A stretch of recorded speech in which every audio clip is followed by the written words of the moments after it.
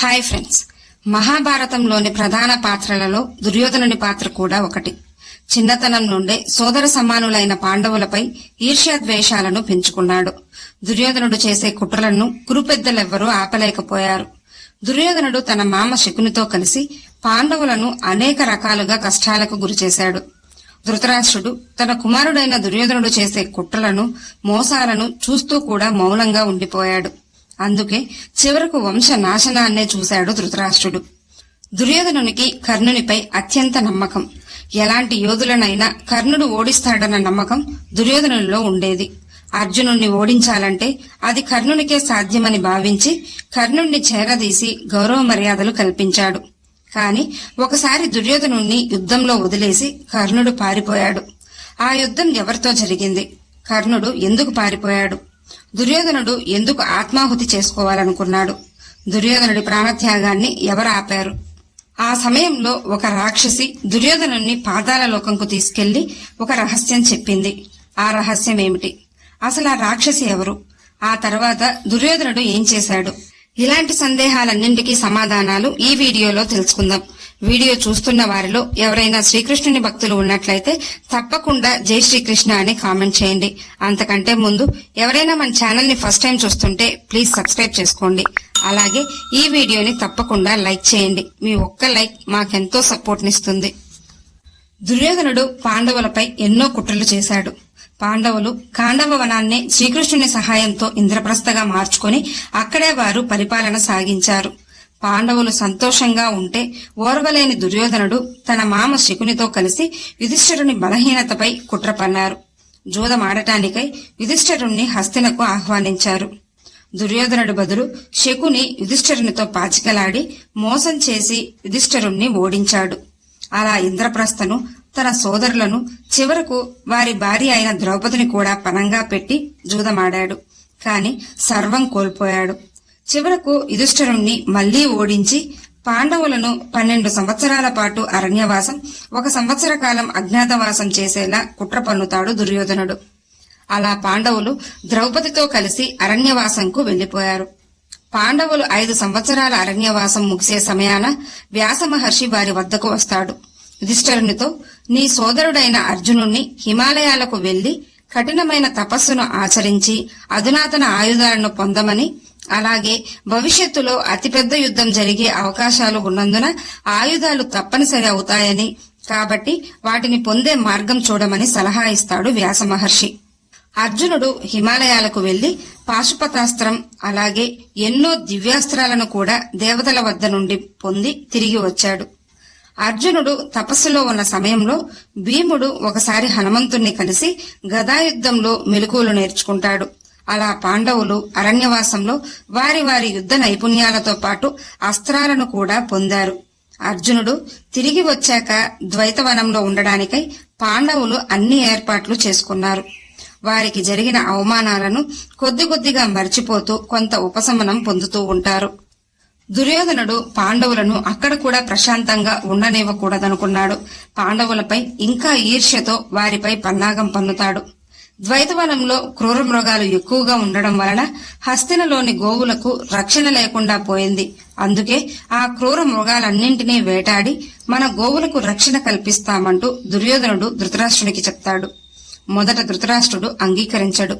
ఎందుకంటే పాండవులను కష్టాలు పాలు చేయడానికి ఏదో కుట్ర అని ధృతరాష్ట్రునికి తెలుసు. కాని ధృతరాష్ట్రుడు అంగీకరించకపోవడానికి కారణం పాండవులపై ప్రేమతో కాదు. పాండవులు ఎంతో శక్తివంతులు. వారి వలన ధృతరాష్ట్రుని కుమారులకు నష్టం కలుగుతుందేమోనన్న భయం. కాని శకుని, దుర్యోధనుడు ఎలాగోలా ధృతరాష్ట్రుణ్ణి ఒప్పిస్తారు. దుర్యోధనుడు, అలాగే మిగిలిన కౌరవ సోదరులు, వారి భార్యలందరూ, ఇంకా కర్ణుడు, అలాగే మంత్రులు అందరూ కలిసి ద్వైతవనంకు బయలుదేరుతారు. కౌరవులు చేసే కుట్రల గురించి తెలుసుకున్న ఇంద్రుడు చిత్రసేన అనే గంధర్వుణ్ణి, అలాగే అతని పరివారాన్ని పంపి ఎలాగైనా దుర్యోధనుణ్ణి బంధించి ఇక్కడికి తీసుకురమ్మని చెప్తాడు. స్వర్గీయ సంగీత విద్వాంసులే ఈ గంధర్వులు. వీరు ఇంద్రుని ఆస్థానంలో ఉంటారు. వీరు యుద్ధరంగంలో అత్యంత శక్తివంతులు. చిత్రసేనుడు తన పరివారంతో వచ్చి ద్వైతవనంలో ఉండడానికి అన్ని ఏర్పాట్లు చేసుకుంటారు. కాని కౌరవులు అక్కడికి వచ్చి ఆ స్థలం వారికి ఉండడానికి కావాలని చెప్తారు. అలా వారిద్దరి మధ్య యుద్ధం నెలకొంటుంది. చిత్రసేనుని పరివారం పెద్దది అవడంతో కౌరవులు గంధర్వులను ఎదుర్కోలేకపోయారు. అక్కడ మారణ హోమం జరుగుతుంది. దాంతో కర్ణుడు ముందుకొచ్చి తన యుద్ధ నైపుణ్యాన్ని చూపిస్తాడు. వెంటనే వేలాది మంది చిత్రసేనుని పరివారం వచ్చి కర్ణుని రథం ధ్వంసం చేసి కర్ణుణ్ణి చుట్టుముట్టారు. గంధర్వులు వారి యొక్క మంత్రశక్తులు కర్ణునిపై ప్రయోగించగానే భయంతో కర్ణుడు వికర్ణుని రథంపై ఎక్కి పారిపోయాడు. తన జీవితమంతా రక్షిస్తానని దుర్యోధనుడికి మాటిచ్చిన కర్ణుడు దుర్యోధనుణ్ణి యుద్ధభూమిలో వదిలేసి పారిపోయాడు. దాంతో చిత్రసేనుడు దుర్యోధనుణ్ణి, మిగిలిన కౌరవ సోదరులను, అలాగే వారి భార్యలను, పిల్లలను అందర్నీ బంధిస్తాడు. కొంతమంది సైన్యం గంధర్వులకు భయపడి పారిపోగా మరికొంతమంది పాండవులు ఉన్న ఆశ్రమం వైపుకు వెళ్లి దాక్కున్నారు.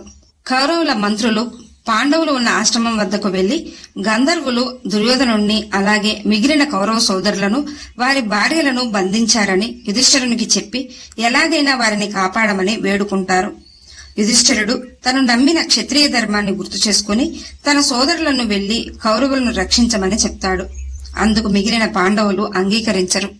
భీముడైతే ససేమిరా వెళ్లను అంటాడు. మనకు ఈ పరిస్థితికి కారణం వాళ్లే, కాబట్టి వారిని రక్షించేదే లేదు అంటూ చెప్తాడు భీముడు. కాని ధర్మరాజు వారికి సర్ది చెప్పి కౌరవులను కాపాడమని చెప్పి పంపిస్తాడు. అన్న మాటకు గౌరవం ఇచ్చిన పాండవులు గంధర్వుల వద్దకు వెళ్తారు. అర్జునుడు తన దివ్యాస్త్రాలను ప్రయోగించి చిత్రసేనుని పరివారాన్ని చిత్తు చేస్తాడు. అప్పుడు చిత్రసేనుడు, అర్జున, మాకు నీతో ఎలాంటి శత్రుత్వం లేదు, కాబట్టి ఈ దుర్యోధనుణ్ణి మాతో తీసుకెళ్లనివ్వు అంటాడు. అందుకు అర్జునుడు, మా అన్న ధర్మరాజు ఆదేశానుసారం వీరిని రక్షించి మా సోదరుని ముందుంచాలి, అందుకే వచ్చాం అంటూ చెప్పి చివరకు కౌరవులను, వారి యొక్క సైన్యాన్ని రక్షించి ధర్మరాజు ముందు నిలబెడతాడు అర్జునుడు. కౌరవులను ఏమాత్రం అవమానించకుండా వారిని హస్తినకు పంపించే ఏర్పాట్లు చేస్తాడు యుధిష్ఠిరుడు. దుర్యోధనుడి అవమాన భారంతో మార్గమధ్యంలో ఆగి ఎంతో బాధపడి ఆత్మాహుతి చేసుకోవాలనుకుంటాడు. అప్పుడే కర్ణుడు తిరిగి మళ్లీ అక్కడికి వచ్చి దుర్యోధనుణ్ణి పొగడ్తలతో ముంచెత్తుతాడు. గంధర్వులను ఓడించి వచ్చావంటే అత్యంత శక్తివంతుడివి అంటూ ఉన్న కర్ణుణ్ణి దుర్యోధనుడు ఆపి, కర్ణ, నన్ను రక్షించింది పాండవులు, నా బ్రతికెందుకు, వారి చేత రక్షింపబడ్డ ఈ ప్రాణమెందుకు, కాబట్టి నేను హస్తినకు రాను. ఎందుకంటే అక్కడికి వచ్చి భీష్మ ద్రోణాచార్యులకు, అశ్వత్థామకు నా మొహం ఎలా చూపించను, కాబట్టి నేను ఇక్కడే నా ప్రాణం వదిలేస్తాను అంటాడు. అందుకు కర్ణుడు, దుర్యోధన, హస్తిన సేవకులు పాండవులు, కాబట్టి సేవకులుగా వారి పని వారు చేశారు అంటూ సముదాయించాడు కర్ణుడు. దుర్యోధనుడు ఆత్మాహుతి చేసుకోబోతున్నట్లు పాతాళ లోకంలోని రాక్షస జాతికి తెలుస్తుంది. పాతాళ లోకంలోని రాక్షసులలోని కృత్య అనే రాక్షసి వచ్చి మూడో కంటికి తెలియకుండా మాయాశక్తులు ఉపయోగించి దుర్యోధనుణ్ణి పాతాళ లోకంకు తీసుకొస్తుంది. అక్కడ రాక్షసులంతా దుర్యోధనుణ్ణి చూసి సంతోషించి, నువ్వే ఆత్మాహుతి చేసుకుంటే ఎలా, దేవతలపై మాకున్న పగను నీ ద్వారా నెరవేర్చుకుందామని ఆశగా ఉన్నాము. పాండవులకు దేవతలందరూ మద్దతుగా నిలిచారు, అందుకే మేమంతా నీకున్నాము. జరగబోవు యుద్ధంలో ఎంతో శక్తివంతులను, మాయా విద్యలతో పాటు యుద్ధ విద్యలు నేర్పిన సంసప్తకులను నీకోసం సిద్ధం చేసి ఉంచాము. నీ పక్షాన పోరాడడానికి వీరిని అన్ని విధాలుగా తయారు చేస్తున్నాం, కాబట్టి ఈ ఆత్మాహుతి మానుకో అంటూ ఈ రహస్యాన్ని దుర్యోధనుడికి చెప్పి తిరిగి మళ్లీ మూడో కంటికి తెలియకుండా దుర్యోధనుణ్ణి హస్తినలో చేరుస్తారు పాతాళలోక రాక్షసులు. ఇచ్చిన మాట ప్రకారం కురుక్షేత్ర యుద్ధంలో సంసప్తకులు కౌరవ పక్షాన పాల్గొని యుద్ధం చేశారు. ఈ వీడియో మీకు నచ్చినట్లయితే లైక్ చేయండి, షేర్ చేయండి, అలాగే సబ్స్క్రైబ్ చేసుకుని పక్కనే ఉన్న బెల్ ఐకాన్ ని ఆన్ లో ఉంచుకోండి. Thanks for watching.